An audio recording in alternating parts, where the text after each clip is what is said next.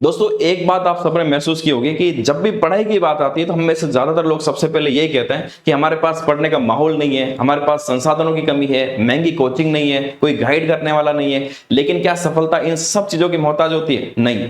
आज मैं आपको एक ऐसे व्यक्तित्व की कहानी बताऊंगा जो बताती है कि अगर आपके अंदर सच्ची लगन होना तो आप कुछ भी हासिल कर सकते हैं।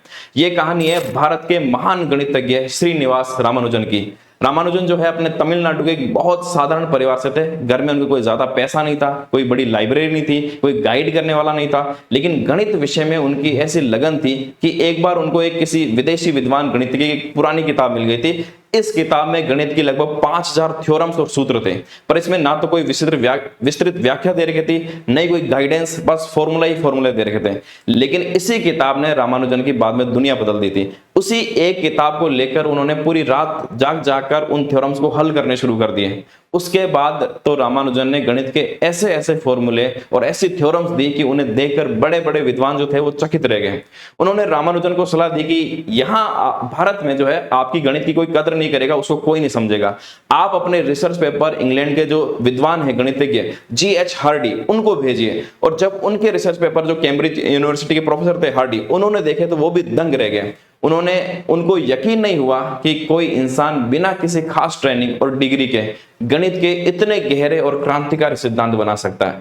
प्रोफेसर हार्डी ने तुरंत और पूरे सम्मान के साथ रामानुजन को इंग्लैंड बुलाने की व्यवस्था की। ये 1914 के आसपास की बात है, जब भारत ब्रिटेन का गुलाम था। उस समय ये बहुत बड़ी बात होती थी। वहां रामानुजन ने प्रोफेसर हार्डी के साथ मिलकर number theory, infinity, partition function, elliptic function जैसे क्षेत्रों में अद्भुत शोध किए वहां पर। और उनकी खोजों ने बाद में पूरी दुनिया में एक तरह से तहलका मचा दिया। उन्होंने कई ऐसे गणितीय सूत्र दिए जिन्हें बाद में ब्लैक होल्स और क्वांटम फिजिक्स में उपयोग किया गया इतनी बड़ी बड़ी खोज करने के लिए। रॉयल सोसाइटी ऑफ लंदन ने तो उन्होंने अपना फेलो चुन लिया।